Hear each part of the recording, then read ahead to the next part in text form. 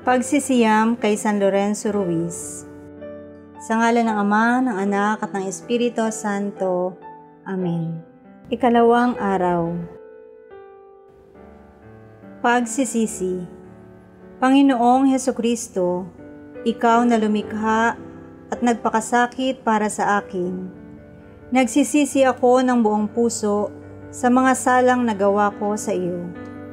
Diyos ko, Panginoon ko at Ama ko, na pinakatatangi sa lahat, ako'y magsisikap na huwag nang lumabag sa iyong kalooban, at ako'y nangangakong magkumpisal ng aking mga kasalanan. Ako'y umaasa sa iyong kapatawaran, alang-alang sa iyong mahal na pasyon at pagpapakasakit sa krus. Amen. Pambungad na panalangin. O kamahal-mahalan at kataas-taasang Diyos, ang biyayang ibinigay mo kay San Lorenzo Ruiz na lasapin ang parusa ng kamatayan alang-alang sa pananampalataya ay matutuhan din sana namin. Sa pamamagitan ng kanyang panalangin, tulutan mo ang mapagtiisan namin ang lahat ng hirap at sa gayon ay magkaroon kami ng malaking pag-asa at pag-ibig sa iyo. O San Lorenzo Ruiz, ikaw na nagbigay dangal sa aming bayan, naging huwara ng lahat ng ama at mga mag-anak, naging saksi ni Kristo sa buhay at kamatayan. Iniluluhog namin sa iyong paanan ang aming kahilingan, nang sa gayon, ang lahat ng aming kilos at gawain ay maayon sa pag-ibig kay Kristong aming Panginoon. Hinihiling namin sa pagsisiyam na ito ang walang hanggang kapurihan ng Diyos at ang karangalan mo bilang martir ni Kristo at tagapagtanggol ng mga Kristiyano. Pagninilay. Ayon sa banal na ebanghelyo ni San Juan Apostol, ito ang utos ko. Mag-ibigan kayo gaya ng pag-ibig ko sa inyo. Walang pag-ibig ang hihigit pa sa isang taong nag-alay ng kanyang buhay para sa kanyang mga kaibigan. Kayo ay mga kaibigan ko kung tinutupad ninyo ang mga ipinag-uutos ko.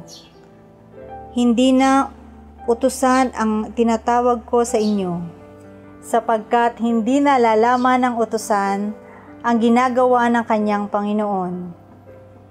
Tinawag ko kayong mga kaibigan, sapagkat lahat ng narinig ko sa aking Ama ay ipinaaalam ko sa inyo. Maipakikita natin ang pag-ibig sa Diyos, hindi lamang sa salita, kundi pati na rin sa gawa. Mapatutunayan natin ang ating pag-ibig sa Diyos kung tayo ay sumusunod sa kanyang mga kautusan at tumutupad sa ating mga tungkulin sa kanya at sa kapwa. Katulad ng ginawa ni San Lorenzo Ruiz, magiging tanda ng pag-ibig natin sa Diyos ang pag-aalay ng ating buhay, pakundangan sa kanya sa gitna ng maraming pagsubok at paghihirap na dinanas sa kamay ng mga taong walang takot sa Diyos.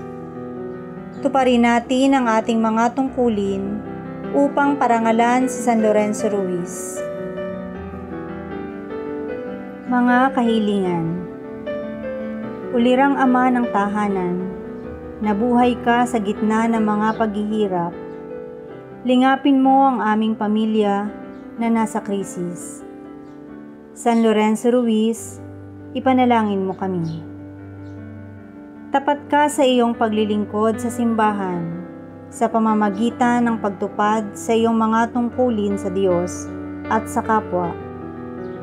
Kami sana'y iyong tulungan na maging tapat din sa aming mga tungkulin sa tahanan at lipunan.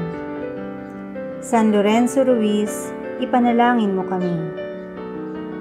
Naging dakilang kasapi ka sa mga samahan sa parokya. Tulutan mo makiisa at makibahagi kami sa mga gawaing pansimbahan at maging kasangkapan ni Kristo sa paggawa ng kabutihan. San Lorenzo Ruiz, ipanalangin mo kami. Naging matatag ka sa iyong pananampalataya kay Kristo, kaya minatamis mong mamatay alang-alang sa Kanya. Tulutan mong kami maging matapang na sundalo ni Kristo, na walang takot ipahayag na kami mga Kristiyano at makadiyos. San Lorenzo Ruiz, ipanalangin mo kami. Ama namin, sumasalangit ka, sambahin ang ngalan mo, mapasa amin ang kaharian mo, sundin ang loob mo dito sa lupa para nang sa langit.